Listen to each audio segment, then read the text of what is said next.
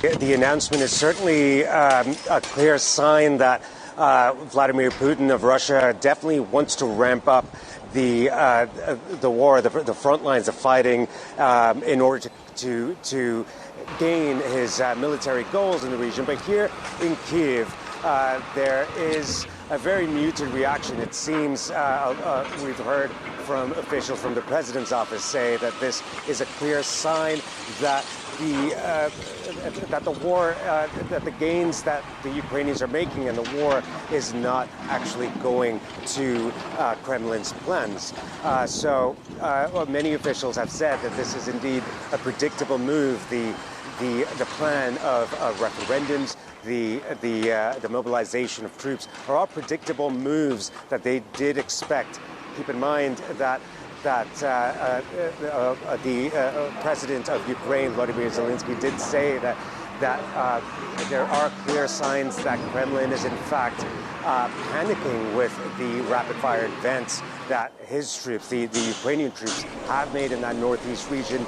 They are making plans to advance into the Luhansk province, which is under the territory that the Kremlin has said is vital to their interests here in Ukraine. So it does seem that a lot of people here in Kyiv are shrugging their shoulders to this announcement, and it does seem that they do want to proceed with a lot of confidence as the counteroffensive continues on the Ukrainian side.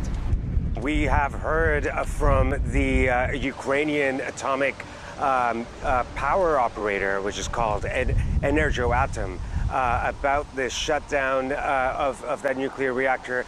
This does come after days of fighting in that city of Enerhodar and the city just across the Dnieper River called Nikopol. In fact, last night there was reported shelling taking place over there. So the situation over there has been quite volatile over the past several days, as we've been reporting. In fact, in Enerhodar, which is where the 900+ Ukrainian nuclear plant workers do reside in, was under a complete blackout due to the fighting, due to continuous shelling, while the Ukrainians and the Russians continue to blame each other. But I think it's worth noting, Adnan, that we have not heard yet from the IAEA about this shutdown. We are waiting comment from them.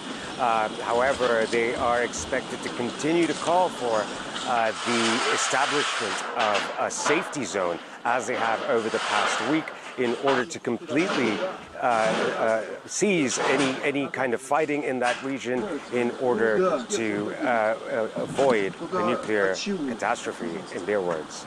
The reaction from Ukraine has been somewhat united. We have heard from presidential advisors, including Andrei Yermak, who says this is a sort of a political blackmail that's being carried out in these occupied territories in Ukraine, and he says that this, to them, to Ukraine, this is what defeat looks like. Of course, bear in mind, Rachel, that earlier today the Ukrainian president did say that this is the Russian forces and their proxy forces are panicking with the pace at which the Ukrainian forces are advancing in that northeast region.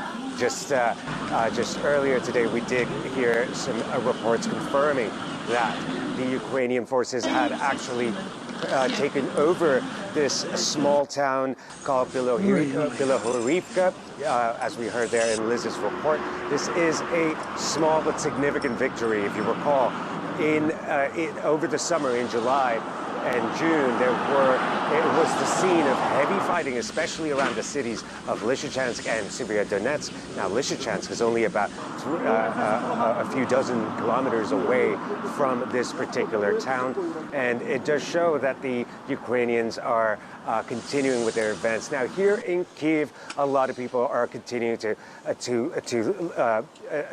support the Ukrainian victory. They are looking into what their victory looks like, and it's a combination of joining military alliances, of regaining all occupied territory, including including the Crimean Peninsula. Bear in mind, this was annexed by the Russian Federation back in 2014. And to others, it is more of a victory which includes the defeat of Russian forces in their country. So it is a very united response from the Ukrainians over here. And so yesterday we did go out to that northeastern town of Izium.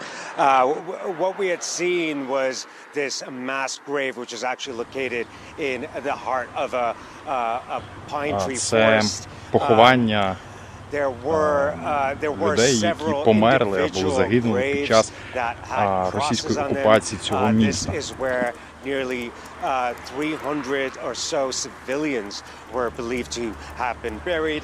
There was another mass grave just nearby in that property, in that area, which is where at least 18 to 20 bodies of Ukrainian military personnel were found in a mass grave.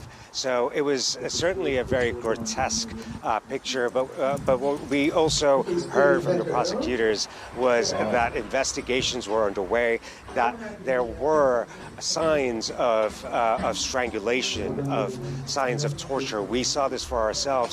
Some of the victims had their hands bound together behind their backs. Some of them had ropes around their necks, and many of them were even wearing. Many of the bodies, of course, were even wearing winter clothes. Now, what that suggests is that some of these victims were actually killed in the early part of the conflict, that is in February, and they were buried back then. So there is a lot of variations and confirmations that are required to know when exactly these people died and the circumstances in which they died in. But this is what the investigations are all about.